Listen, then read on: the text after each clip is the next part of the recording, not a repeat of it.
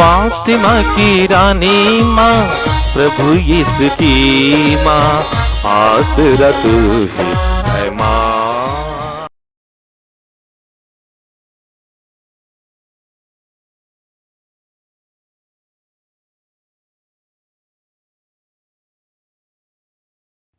पहला पाठ उत्पत्ति ग्रंथ अध्याय 49 पद संख्याएं 2, 8 से 10 तक।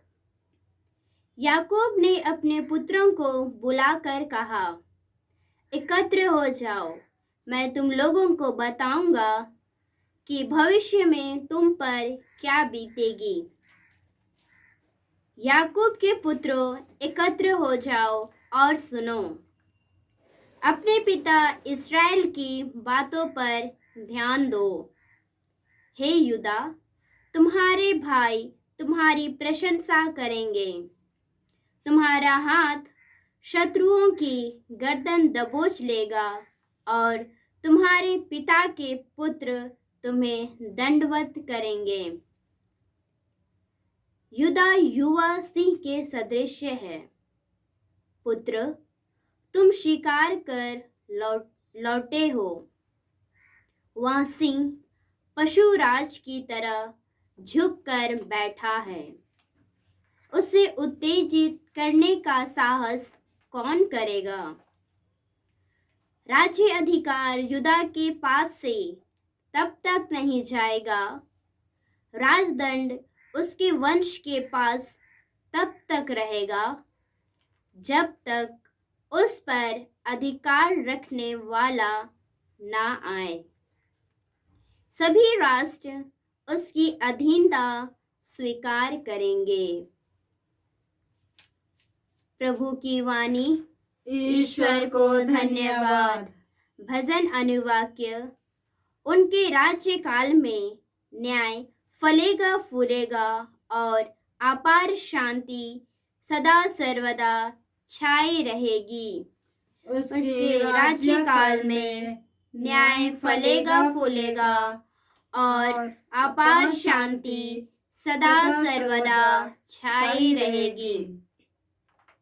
हे ईश्वर, राजा को अपना न्याय अधिकार, राजपुत्र को अपनी न्यायशीलता प्रदान कर, जिससे वह तेरी प्रजा का न्यायपूर्वक शासन करे और पद दलितों की रक्षा करे।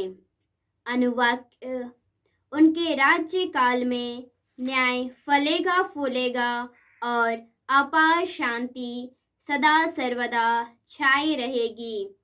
उनके राज्य काल में न्याय फलेगा फूलेगा और अपार शांति सदा सर्वदा छाई रहेगी। पर्वत और पहाड़ियाँ जनता के लिए शांति और न्याय उत्पन्न करें। वह पद दलितों की रक्षा करेंगे और दरिद्रों की संतति का उद्धार करेंगे। अनुवाक्य। उनके राज्य काल में न्याय फलेगा फूलेगा और अपार शांति सदा सर्वदा छाई रहेगी। उनके राज्य काल में न्याय फलेगा फूलेगा और अपार शांति सदा सर्वदा छाई रहेगी। उनके राज्य काल में न्याय फलेगा फूलेगा और अपार शांति सदा सर्वदा छाई रहेगी। उनका राज्य एक समुद्र से दूसरे समुद्र तक, पृथ्वी के सीमांतों तक फैल जाएगा। अनुवाक्य। उनके राज्य काल में न्याय फलेगा फूलेगा और अपार शांति सदा सर्वदा छाई रहेगी।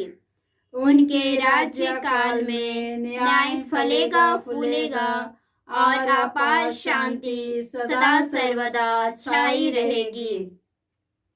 उनका नाम सदा सर्वदा धन्य हो और सूर्य की तरह बना रहे। वह पृथ्वी के सब निवासियों का कल्याण करेंगे और समस्त राष्ट्र उन्हें धन्य कहेंगे। अनुवाक्य। उनके राज्य काल में न्याय फलेगा फूलेगा और अपार शांति सदा सर्वदा छाई रहेगी।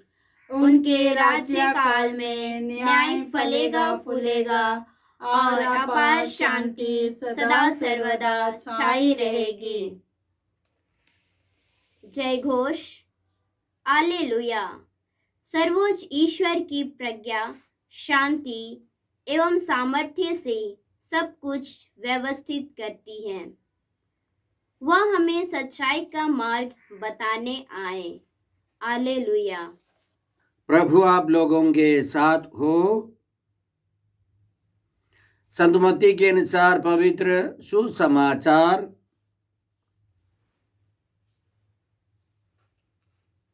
अध्याय 1 पद संख्याएं 1 से 17 तक।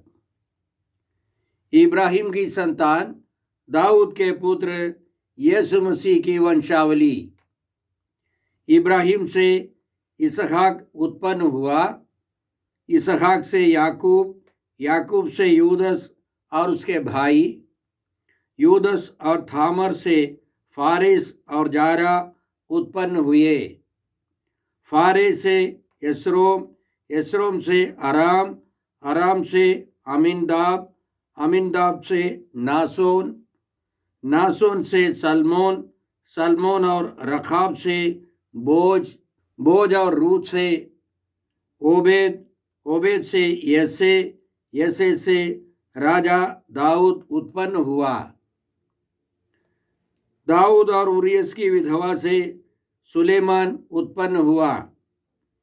सुलेमान से रोबोआम, रोबोआम से अबिया, अबिया से आसाफ, आसाफ से योसफात, योसफात से योराम, योराम से ओजियस, ओजियस से योअथाम, योअथाम से अखाज, अखाज से यजिकियस, यजिकियस से मनीसेस, मनीसेस से आमोस, आमोस से योसियस और बाबुल निर्वासन के बाद ओसियस से यखोनियस और उसके भाई उत्पन्न हुए।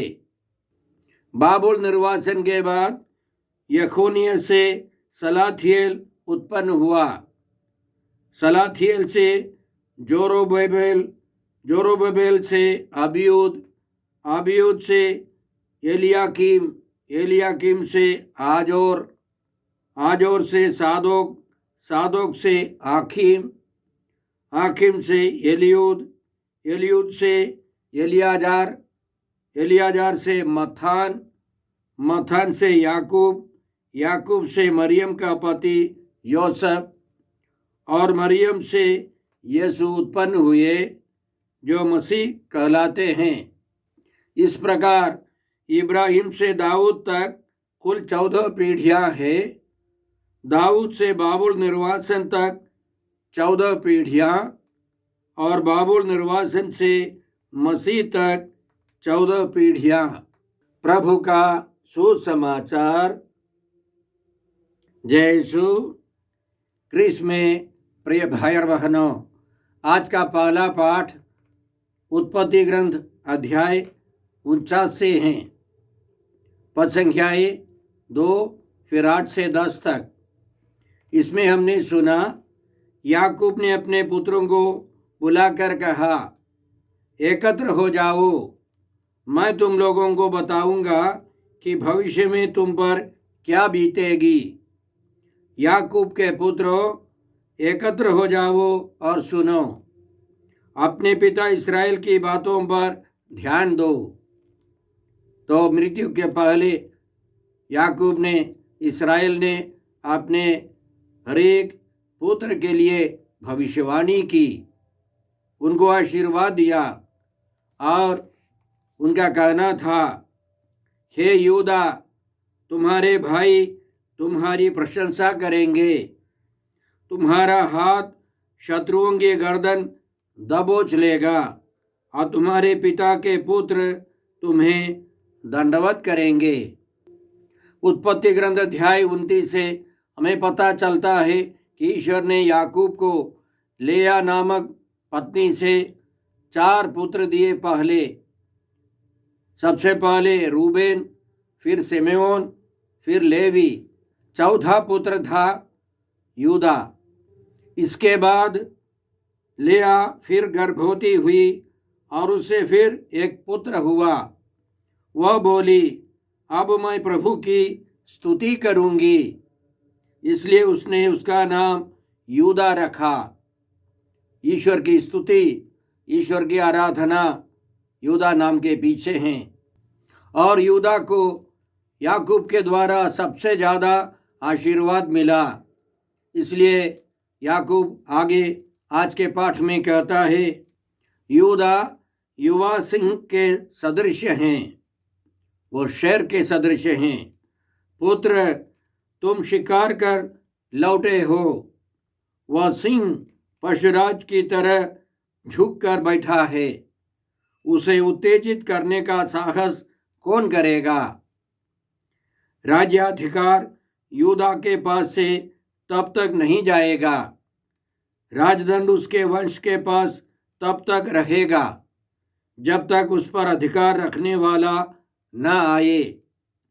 सभी राष्ट्र उसकी अधीनता स्वीकार करेंगे। हम जानते हैं प्रभु यीशु यूदा वंश में आए। संत योसेफ यूदा वंशी थे। संत योसेफ ने प्रभु यीशु को गोद लिया था। जन्म से यीशु के कोई मानवीय पिता नहीं थे, लेकिन ईश्वर ने यूसुफ के हवाले अपने पुत्र यीशु को दिया। और याद रखें, इस्राएल में सबसे महान राजा रहे दाऊद। दाऊद यूदा वंशी था। इसलिए आज की भविष्यवाणी पूरी करने के लिए यीशु आए हैं। सभी राष्ट्र उसकी अधीनता स्वीकार करेंगे।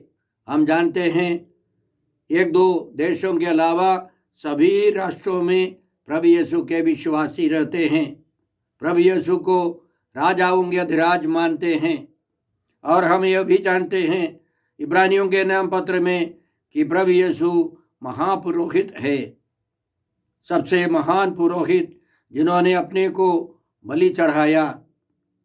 उन्होंने किसी जानवर को नहीं, स्वयं को बलि चढ़ाया। और प्रभु यीशु मानव पुत्र है। दानियल ने कहा था, एक विशेष व्यक्ति चमत्कारी रूप से आएगा। उदाहरण के लिए प्रभु यीशु कहते हैं, भला गड़ेरिया मैं हूँ, संसार की ज्योति मैं हूँ, मैं राजा हूँ। मैं इसलिए आया हूँ कि वे जीवन प्राप्त करे और परिपूर्ण जीवन प्राप्त करे। हम पिता ईश्वर को धन्यवाद देते हैं क्योंकि प्रभु यीशु ने सारी भविष्यवाणियाँ पूरी की है। और हम राजा क्रिस के पास, प्रभु यीशु के पास जाए, मुक्ति का अनुभव करें। आज के सुसमाचार में प्रभु यीशु की वंशावली है। संत मत्ती हमको प्रस्तुत करते हैं कि प्रभु यीशु इस दुनिया में ईश्वर की एक निश्चित योजना के अनुसार आए हैं। और संत मत्ती इब्राहिम से लेकर यीशु तक 14 3 दल के 14 पीढ़ियों को हमारे सामने प्रस्तुत करते हैं। सबसे पहले इब्राहिम को ईश्वर ने चुना था। उत्पत्ति ग्रंथ अध्याय 12 से हम जानते हैं कि ईश्वर ने इब्राहिम को विशेष मतलब के लिए बुलाया, अलग कर दिया। अपने देश, अपने कुटुंब, अपने परिवार से अलग कर दिया ताकि एक पवित्र जनता का गठन करे। आसपास के सभी लोग अंधविश्वास, अविश्वास में थे। वे जानवरों के समान लड़ते झगड़ते थे। इसलिए ईश्वर ने इब्राहिम को अलग कर दिया। पुराने व्यवस्था से हम लोगों को यह भी पता चलता है कि बहुत सारे लोग ईमानदार नहीं थे, लेकिन एक छोटा सा दल ईमानदार था। जैसे यीशु के ज़माने में उनके पालक पिता यूसुफ, माता मरियम या एलिजाबेथ, जकरियस, ये सब पवित्र थे। और ईश्वर ने संत यूहन्ना बपतिस्ता को गर्भ से ही पवित्र किया और उनके अनुयायी अंद्रेयस, सिमोन पेत्रुस या नथनाएल, फिलिप, ये सब ईमानदार थे, ईश्वर की खोज में थे, मुक्तिदाता की खोज में थे और उसी समुदाय से ईश्वर ने प्रभु यीशु को भेजा। इसलिए संत लूकस के सुसमाचार अध्याय 4 में हम लोग पढ़ते हैं कि प्रभु यीशु नाजरत गए और वहाँ के सभागृह में खड़े होकर उन्होंने यह घोषणा की, प्रभु का आत्मा मुझ पर छाया रहता है, क्योंकि उसने मेरा अभिषेक किया है, उसने मुझे भेजा है जिससे मैं दरिद्रों को सुसमाचार सुनाऊं, बंदियों को मुक्ति का और अंधों को दृष्टिदान का संदेश दूं, दलितों को स्वतंत्र करूं और प्रभु के अनुग्रह का वर्ष घोषित करूं।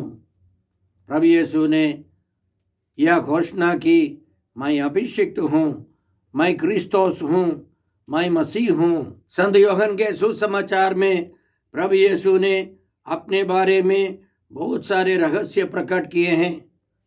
उनका कहना था, जीवन की रोटी मैं हूँ, संसार की ज्योति मैं हूँ, भेड़शाला का द्वार मैं हूँ, भला गडेरिया मैं हूँ, पुनरुत्थान और जीवन मैं हूँ, मार्ग, सत्य और जीवन मैं हूँ।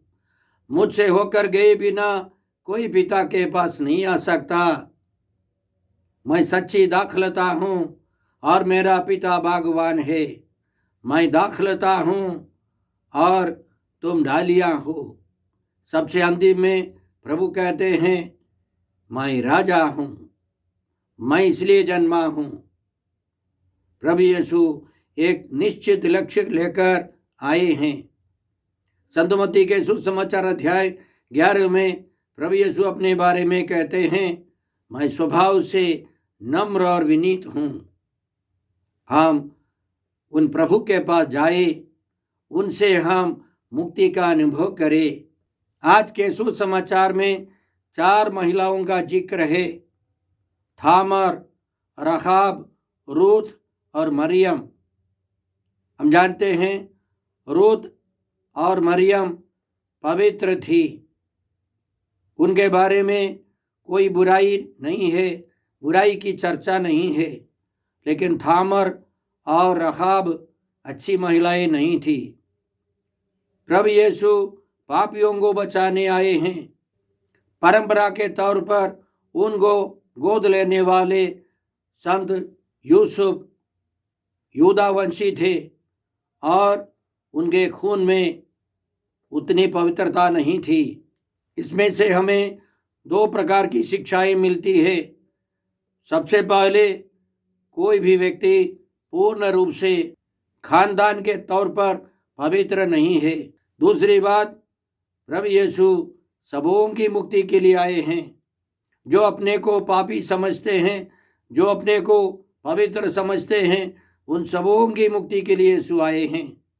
तो आइए हम नम्रता से प्रभु के पास जाए।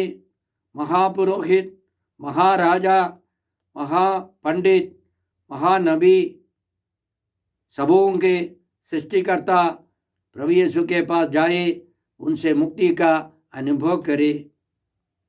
हे अब्बा पिता, हे प्रभु यीशु, हे पवित्र आत्मा ईश्वर, आज के सारे पवित्र वचनों के लिए हम तुझे धन्यवाद देते हैं और तुझसे प्रार्थना करते हैं कि हम प्रभु यीशु के पास जाकर मुक्ति का अनुभव करें, ईश्वर की संतान का जीवन बिता सके। हम यह प्रार्थना करते हैं प्रभु क्रिस्त के द्वारा। हमारे प्रभु यीशु क्रिस्त की कृपा, ईश्वर का प्रेम और पवित्र आत्मा का साहचर्य आप सबों को प्राप्त हो। आमीन।